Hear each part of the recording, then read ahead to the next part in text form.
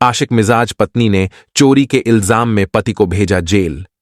शशि भले ही 2 बच्चों की मां बन गई थी, लेकिन उसमें सद्गृहिणी का कोई गुण नहीं था। पैसे के लिए वह गलत राह पर निकली तो बहकती ही गई।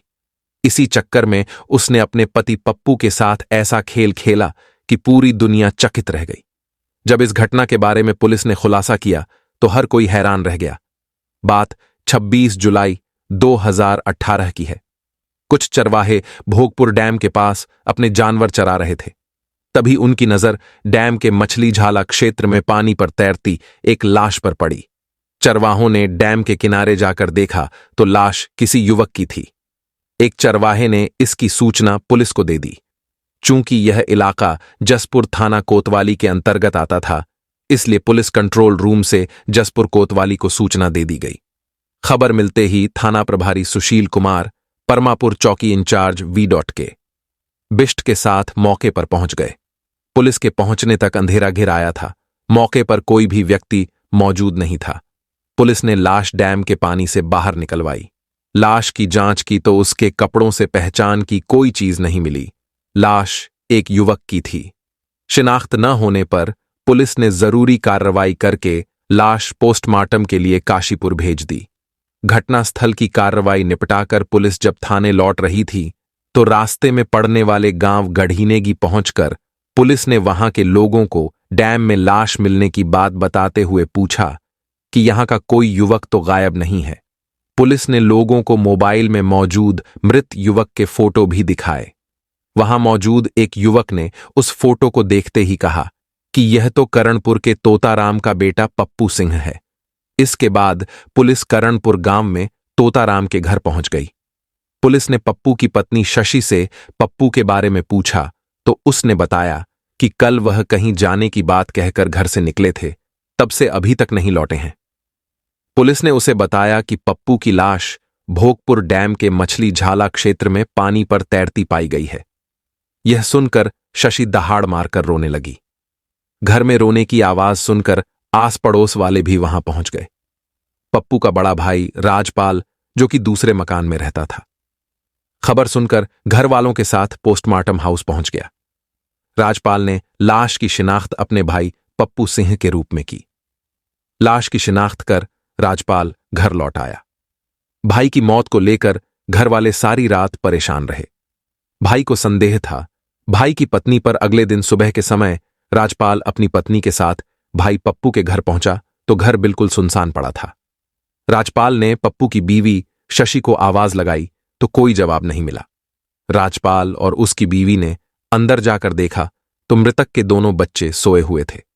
राजपाल ने शशि को आसपास तलाशा, लेकिन उसका कहीं भी पता नहीं चला। पति की मौत के बाद शशि के अचानक गायब हो जाने से लोग अपनी मानसिकता के अनुसार तरह तरह के कयास लगाने लगे। उसी दौरान किसी ने बताया कि शशि अभी थोड़ी देर पहले घर के सामने खड़ी थी। ये जानकारी मिलने से यह तो साबित हो गया कि वह थोड़ी देर पहले ही घर से निकली है। राजपाल ने पड़ोसियों की मदद से उसे आसपास खोजने की कोशिश की तो वह जंगल की तरफ जाती हुई मिली। राजपाल और उसके परिजनों ने उसे रोकने की कोशिश की तो वह जोर जोर से दहाड़े मारकर रोते हुए कहने लगी कि जब उसका मर्द ही नहीं रहा तो वह जीकर क्या करेगी। उसने बताया कि अब वह आत्महत्या करके पति के पास जाना चाहती है। घर वालों को उस वक्त उसे समझाकर शांत करना ठीक लगा। उन लोगों ने घर वापस चलने को कहा तो उसने जाने से साफ मना कर दिया। घर वाले उसे जैसे तैसे समझाकर घर वापस ले आए। राज्यपाल सिंह पहले से ही शशि के त्रिया चरित्र को जानता था। उसे शक था कि हो न हो शशि ने ही उसके भाई को न मरवा दिया हो। राजपाल भाई के 12 वर्षीय बेटे राज को साथ लेकर अपने घर आ गया। घर जाकर उसने राज से उसके पापा के बारे में पूछा तो उसने बताया कि कल शाम भूपेंद्र अंकल घर आए थे। वह पापा को किसी काम के बहाने घर से बाहर ले गए थे। उसके बाद पापा सारी रात घर नहीं आए। उसने मम्मी से पापा के बारे में पूछा तो उसने बताया कि तुम्हारे पापा किसी काम से बाहर गए हैं, सुबह तक आ जाएंगे। इसके बाद मम्मी ने दोनों भाई बहन को सुला दिया था।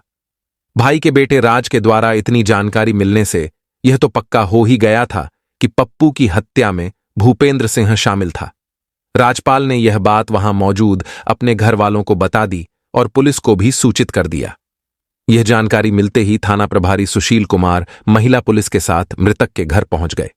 उन्होंने सबसे पहले मृतक के बेटे राज से बात की तो उसने वही सारी बात उन्हें बता दी जो अपने ताऊ राजपाल को बताई थी। इसके बाद पुलिस ने शशि को एकांत में ले जाकर पूछताछ की। शशि ने साफ शब्दों में कहा कि उसके पति की हत्या किसने और क्यों की, इस बारे में उसे कोई जानकारी नहीं है। पुलिस ने उस समय उससे सख्ती करनी जरूरी नहीं समझी। इसकी जगह पुलिस ने उसके पड़ोसियों के साथ साथ उसके घर वालों से पूछताछ की। पता चला काफी समय से गांव कलियावाला टांडा निवासी भूपेंद्र सिंह का शशि के यहां आना जाना था। वह वक्त बेवक्त आता जाता रहता था। इस बात की पुष्टि शशि के बेटे राज ने भी कर दी, जिससे साफ हो गया कि पप्पू अपनी पत्नी शशि और भूपेंद्र के बीच पनपे अवैध संबंधों की भेंट चढ़ गया था। शशि ने स्वीकारा अपना अपराध, शशि के खिलाफ सबूत मिल चुके थे, इसलिए पुलिस उसे अपने साथ पुलिस चौकी पतरामपुर ले गई। पुलिस चौकी में की गई पूछताछ में भी वह मुंह खोलने को तैयार नहीं थी। इस पर पुलिस ने अपने गेम का अगला पासा फेंकते हुए कहा कि उसके बताने या न बताने से पुलिस को कोई फर्क नहीं पड़ता। उसके बेटे राज ने उसकी सारी करतूतें बता दी हैं, वही इस केस का गवाह भी बनेगा। ये सुनते ही शशि फक फक कर रोते हुए बोली, साहब, इसमें मेरा कोई कसूर नहीं है। मैं अपने आदमी को भला क्यों मारूंगी? यह सब भूपेंद्र का ही कारनामा है। वह काफी समय से मेरे पीछे पड़ा था। उसने कई बार मुझसे शादी करने को भी कहा था। मैंने इसके लिए मना किया तो उसने मेरे पति की हत्या कर दी। वह रोते हुए आगे बोली, साहब, मेरे दोनों बच्चे छोटे हैं, मेरे बिना अनाथ हो जाएंगे, मुझ पर रहम करो, पति को मैंने नहीं मारा। शशि से पूछताछ करने से यह तो साफ हो गया कि पप्पू की हत्या शशि और भूपेंद्र के अवैध संबंधों की वजह से हुई थी और हत्यारा था भूपेंद्र। यह जानकारी मिलते ही पुलिस भूपेंद्र को गिरफ्तार करने के लिए उसके घर पहुंच गई, लेकिन वह घर से फरार था। इसके बाद भी पुलिस उसके पीछे पड़ी रही। बाद में भूपेंद्र को देर रात सोते हुए उसके घर से ही गिरफ्तार कर लिया गया। भूपेंद्र से पुलिस ने कड़ी पूछताछ की तो उसने अपना जुर्म कबूलते हुए बताया कि उसने शशि के कहने पर ही पप्पू की हत्या की थी। शशि ने उससे कहा था कि पप्पू के खत्म होते ही रास्ते का कांटा हट जाएगा, फिर दोनों मियां बीवी की तरह रहेंगे। शशि और भूपेंद्र दोनों ने अपना जुर्म कबूल कर लिया था। उनसे की गई पूछताछ के बाद पप्पू की हत्या की जो कहानी सामने आई वह काफी दिलचस्प निकली। उत्तराखंड के जिला काशीपुर के जसपुर थाना कोतवाली क्षेत्र के गांव भरतपुर में तोताराम का परिवार रहता था। तोताराम की आर्थिक हालत ठीक नहीं थी। गांव में न तो उनके पास जुतासे की जमीन थी और न ही अच्छी आमदनी का कोई जरिया। भरतपुर गांव के अधिकांश लोग जंगलों से लकड़ी लाकर बेचते थे, उसी से उनका गुजारा होता था। तोताराम का भी यही काम था। वह जंगलों से लकड़ी बीन कर लाता और उन्हें बेचकर अपने परिवार की गुजर बसर करता था। तोताराम के 3 बेटे थे जो काफी छोटे थे। किसी बीमारी के चलते तोताराम की मौत हो गई। सिर से बाप का साया हटते ही बच्चे अनाथ हो गए। पति की मौत के बाद बच्चों को पालने पोसने की जिम्मेदारी उसकी पत्नी सुनीता पर आ गई थी। सुनीता ने जैसे तैसे बच्चों को इस लायक कर दिया कि अपने पैरों पर खड़े हो सकें। बच्चे जवान हुए तो काम धंधे में लग गए और फिर करणपुर गांव में अपना मकान बनाकर रहने लगे। करणपुर जंगल से सटा हुआ इलाका है। कुछ लोग जंगल का फायदा उठाकर कच्ची शराब बनाने का धंधा करते हैं। कच्ची शराब की भरमार होने की वजह से यहां के अधिकांश लोग शराबी बन चुके हैं। तोताराम के 3 लड़के भी यहां आकर शराब पीने के आदी हो गए। करणपुर आने के कुछ दिनों बाद तोताराम के बड़े बेटों राजपाल और जगदीश की शादी हो गई थी। घर में केवल पप्पू ही शादी के लिए बचा था। बाद में उसकी शादी उत्तर प्रदेश के शहर रामपुर के रहने वाले मुरलीलाल की बेटी शशि से हो गई। ये करीब 18 साल पहले की बात है। शशि बन गई पप्पू की चहेती। शशि अपने पति से काफी खुश थी। शशि हंसमुख थी। उसकी चंचलता चेहरे से ही झलकती थी। कुछ ही समय में उसने अपनी ससुराल वालों के साथ साथ पड़ोसियों का भी दिल जीत लिया था। शादी से पहले शशि के कदम बहक गए थे। मोहल्ले के कई लड़कों के साथ उसके अवैध संबंध थे। लेकिन शादी होने के बाद उसकी इस तरह की कहानियां दफन हो गई थीं।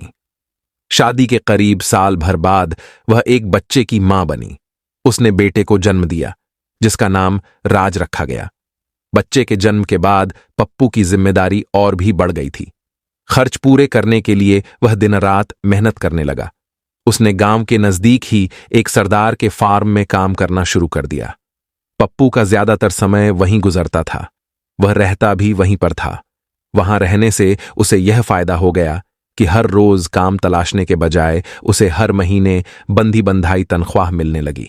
फार्म पर रहते हुए ही वह ट्रैक्टर चलाना सीख गया था। पप्पू को अच्छी आमदनी होने लगी तो शशि के रहन सहन में भी काफी बदलाव आ गया। वह अब बन-ठन कर रहने लगी थी। पप्पू सीधा सादा युवक था। वह महीने में जो भी कमाता अपनी बीवी के हाथ पर लाकर रख देता था। घर का सारा खर्च शशि ही अपने हिसाब से करती थी। इस बीच वह दूसरे बच्चे की मां भी बन गई थी। लड़की हुई थी राजो उर्फ रज्जी। 2 बच्चों के बाद शशि का शरीर पहले से कहीं ज्यादा खिल उठा था। पप्पू को तो केवल कमाई की धुन थी। वह सारे दिन काम में लगा रहता और शाम को खा पी कर जल्दी सो जाता। वह पत्नी की तरफ ध्यान नहीं दे पा रहा था, जिससे उसके दिल में पप्पू के प्रति लगाव कम होने लगा। शादी के 6 साल बीत जाने के बाद पप्पू उसके शरीर को पढ़ने में कमजोर पड़ने लगा तो शशि ने पिंजरे में बंद रहने के बजाय उड़ने की ठान ली। वह खूबसूरत तो थी ही। उसने मोहल्ले के युवकों पर जाल फेंका तो कई युवक उसकी गलियों के चक्कर लगाने लगे। जब शशि के पैर बहके उसने मोहल्ले के एक युवक के साथ गहरी दोस्त कर ली और उसके साथ मौज मस्ती का खेल खेलने लगी। बुरा काम चाहे कोई भी हो, कितना भी छिपाकर क्यों न किया जाए, भेद खुल ही जाता है। शशि के प्रेमी के बार बार शशि के पास आने पर मोहल्ले वालों को शक हो गया। इसके बाद मोहल्ले के कई युवकों का शशि के यहां आना जाना हो गया। वे उसके साथ मौज मस्ती करने के साथ ही उसके खर्चे भी उठाने लगे। शशि जंगल से लकड़ी लाने के बहाने घर से निकलती और जंगल में वह प्रेमियों से मिलती। लेकिन एक दिन एक अनजान युवक ने उसके साथ छेड़छाड़ कर दी। यह हरकत शशि के पड़ोसी ने देख ली। शशि जानती थी कि उसे दुनिया की नजरों में पाक साफ बनकर रहना है, तो उसे जरूर कुछ करना होगा। यही सोचकर उसने गांव में आते ही उस युवक द्वारा की गई हरकत को लेकर शोर मचा दिया। इतना ही नहीं, वह उस युवक को सबक सिखाने के लिए कुंडा स्थित पुलिस चौकी में शिकायत करने जा पहुंची। चौकी में उसकी मुलाकात एक कांस्टेबल से हुई जो उसी के हलके का था। कांस्टेबल पहली ही नजर में उसके हुस्न पर मर मिटा। उसने शशि के साथ हमदर्दी दिखाते हुए उसका मोबाइल नंबर ले लिया और अपना मोबाइल नंबर उसे देते हुए कहा कि तुम चिंता मत करो, कल आकर मैं उस हरामखोर को देखता हूं। अगले दिन वह पुलिस वाला गश्त पर निकला तो घूमते घामते शशि के घर जा पहुंचा। शशि के घर पुलिस वाले को आया देख मोहल्ले के लोग इधर उधर हो गए। इसके बाद सिपाही शशि को छेड़ने वाले युवक का पता लगाते हुए उसके घर गया। कांस्टेबल ने उस युवक को डरा धमकाकर कुछ रुपए ऐंठे और आगे कोई हरकत न करने की हिदायत देकर छोड़ दिया। युवक से पैसे ऐंठने के बाद वह शशि से मिला और उसने उन पैसों में से कुछ पैसे शशि को दे दिए। शशि ने पुलिस में बना ली जान पहचान। पुलिस वाले से जान पहचान हो जाने से शशि बहुत खुश हुई। वह सिपाही भी उसकी कुशलक्षेम पूछने के बहाने उसके घर के चक्कर लगाने लगा। इसके बाद शशि घर वालों के साथ साथ पड़ोसियों पर भी रौब जमाने लगी। उसके घर वाले उसके त्रिया चरित्र से तंग आ चुके थे। उन्होंने उसकी इस हरकत की शिकायत पप्पू से की, लेकिन कोई लाभ नहीं हुआ। शशि के सामने पप्पू की एक नहीं चलती थी। शशि ने उसी पुलिस वाले के सहारे घर वालों से भी कई बार पंगा ले लिया था, जिसके बाद घर वालों ने उससे संबंध ही खत्म कर दिए थे। एक पुलिस वाले के सहारे वह कई पुलिस वालों के दिलों पर राज करने लगी थी। पुलिस वालों से दोस्ती हो जाने के बाद शशि अपनी मनमानी करने लगी। जब उसे पैसों की जरूरत होती तो वह किसी न किसी मर्द को अपने मोहपाश में फंसा लेती और फिर उसे धौंस दिखाकर मनचाहे पैसे ऐंठती। पुलिस वालों के बल पर उसका धंधा फलने फूलने लगा था।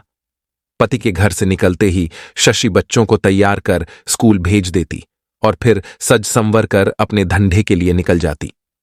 जब उसकी हरकतें हद पार करने लगीं तो घर वालों की शिकायत पर पप्पू ने उसे कई बार समझाने की कोशिश की, लेकिन वह उलटे उसी पर राशन पानी लेकर चढ़ने लगी। इसके बाद दोनों मियां बीवी में मनमुटाव रहने लगा। अब वह पति से पूरी तरह से खार खाने लगी थी। अपनी बीवी की बेवफाई से तंग आकर पप्पू ने फार्म से काम छोड़ दिया और दारू के नशे में धुत रहने लगा। उसी दौरान उसकी मुलाकात जसपुर थाना कोतवाली के गांव टांडा निवासी भूपेंद्र सिंह से हुई। भूपेंद्र के पास अपने 2 ट्रैक्टर थे। वह गांव वालों से सस्ते में गन्ना खरीदकर सीधे शुगर फैक्ट्री में बेचता था, जिससे उसे अच्छी आमदनी हो जाती थी। भूपेंद्र को अपना दूसरा ट्रैक्टर चलाने के लिए एक ड्राइवर की जरूरत थी। उसने पप्पू से बात की तो वह उसका ट्रैक्टर चलाने को राजी हो गया। पप्पू ने फिर से शराब का सेवन बंद कर दिया और वह भूपेंद्र का ट्रैक्टर चलाने लगा, जिसके सहारे उसका पप्पू के घर आना जाना शुरू हो गया। भूपेंद्र की शशि से मुलाकात उस वक्त हुई जब वह किसी काम से काशीपुर गया हुआ था। उस दिन शशि के दोनों बच्चे भी स्कूल गए थे। उस दिन भूपेंद्र पप्पू को बुलाने उसके घर आया था। शशि जानती थी उसका पति उसी का ट्रैक्टर चलाता है। शशि ने भूपेंद्र की खूब खातिरदारी की। भूपेंद्र उसकी सुंदरता पर मर मिटा। एक तरह से वह उसका दीवाना बन बैठा। भूपेंद्र ने शशि का मोबाइल नंबर ले लिया। बाद में उसकी शशि से फोन पर बातें होने लगीं। भूपेंद्र बन गया शशि का आशिक। फलस्वरूप कुछ ही दिन बाद दोनों के बीच अवैध संबंध बन गए। भूपेंद्र को अच्छी कमाई थी। वह शशि पर भी पैसा खर्च करने लगा। इससे शशि पूरी तरह से उसकी प्रेम दीवानी हो गई। भूपेंद्र अक्सर पप्पू को ट्रैक्टर लेकर बाहर भेज देता और फिर सीधा उसके घर पर आ जाता। कई बार तो भूपेंद्र पप्पू की गैर मौजूदगी में सारी सारी रात उसी के घर पर पड़ा रहता। उस वक्त शशि अपने बच्चों को जल्दी खाना खिलाकर सुला देती और फिर सारी रात भूपेंद्र के साथ मौज मस्ती में डूब जाती। भूपेंद्र जब भी आता, शशि और उसके बच्चों के लिए फल और मिठाई लेकर आता था। इसके चलते शशि के बच्चे भी भूपेंद्र से हिल मिल गए थे। जिस दिन वह घर आता, इसकी सूचना किसी तरह पप्पू तक पहुंच ही जाती थी। पप्पू की बेटी उसके घर आने पर ताने मारते हुए कहती, आपसे बढ़िया तो भूपेंद्र अंकल हैं। वह जब भी आते हैं अपने साथ बहुत सारी चीजें लाते हैं। बच्चों की बात सुनते ही पप्पू का पारा हाई हो जाता था। पप्पू को विश्वास हो गया था कि उसकी गैर मौजूदगी में भूपेंद्र उसके घर आता है। इसी बात को लेकर उसकी पत्नी से लड़ाई होती, लेकिन वह उलटे उसके ऊपर ही राशन पानी लेकर चढ़ जाती थी।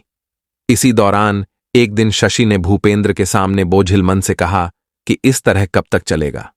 पप्पू जब भी आता है तो उसका मुंह फूला होता है। वह तुम्हारे चक्कर में मुझसे ठीक से बात भी नहीं करता, जिससे मेरा सारा दिन खराब हो जाता है। अगर तुम मुझे इतना ही प्यार करते हो तो कुछ ऐसा करो कि उसकी टेंशन ही खत्म हो जाए। भूपेंद्र शशि का इशारा समझ गया था। इसी दौरान उसके दिमाग में एक आइडिया आया।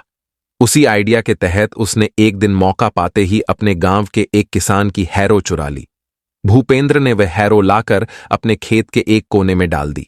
जब उस किसान को पता चला कि उसकी हैरो चोरी हो गई है तो उसने पहले तो आसपास ही इधर उधर तलाशने की कोशिश की। तभी उसे पता चला कि उसकी हैरो भूपेंद्र के खेत में कोने में पड़ी हुई है। इसकी जानकारी मिलते ही वह सीधे भूपेंद्र के पास गया और अपनी चोरी हुई हैरो की बात बताते हुए पूछा कि उसके खेत में वह हैरो कैसे पहुंची। भूपेंद्र ने उससे साफ शब्दों में कहा कि मेरा ट्रैक्टर पप्पू ही चलाता है। यह बात उसे ही पता होगी। मेरे पास तो पहले से ही मेरी अपनी हैरो है, फिर मैं तुम्हारी हैरो किस लिए चोरी करूंगा। तुम्हें जो भी पूछना है पप्पू से पूछो।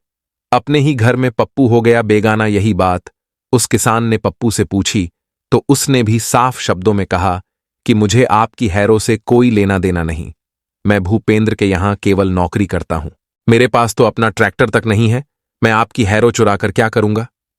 दोनों के बीच विवाद बढ़ गया तो किसान ने पुलिस चौकी जाकर दोनों के नाम हैरो चोरी की एफआईआर दर्ज करा दी। पुलिस चौकी में पहले से ही शशि की अच्छी बात थी। उसने वहां जाकर भूपेंद्र को बचाते हुए अपने पति पप्पू को ही हैरो चोरी के इल्जाम में जेल भिजवा दिया। पप्पू के जेल चले जाने के बाद भूपेंद्र और उसके बीच मिलने का रास्ता बिल्कुल साफ हो गया। इसके बाद शशि पूरी तरह से निडर होकर उसके साथ जिंदगी के मजे लेने लगी। उसने पप्पू को जमानत पर छुड़वाने के लिए पैरवी भी नहीं की। यह सब देखकर पप्पू के बड़े भाई राजपाल को बहुत दुख हुआ। उसने पप्पू को छुड़ाने के लिए काफी हाथ पांव मारे तो शशि ने उसके परिवार को भी जेल भिजवाने की धमकी दे डाली। इसके बाद भी राजपाल ने जैसे तैसे पप्पू के केस की पैरवी की।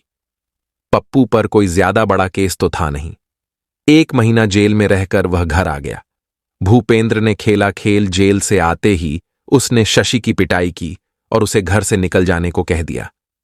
शशि ने फिर से अपने साथ पति द्वारा मारपीट की शिकायत चौकी में कर दी। इस मामले में पुलिस ने पप्पू पर कोई खास कार्रवाई तो नहीं की, बल्कि उसे समझाते हुए पत्नी के साथ भविष्य में मारपीट न करने की चेतावनी देकर छोड़ दिया। जेल से वापस आने के बाद पप्पू ने भूपेंद्र की नौकरी छोड़ दी। उसके बाद भूपेंद्र ने पप्पू के घर आना जाना भी कम कर दिया। इस पर भूपेंद्र ने शशि से मिलने का दूसरा रास्ता निकाला।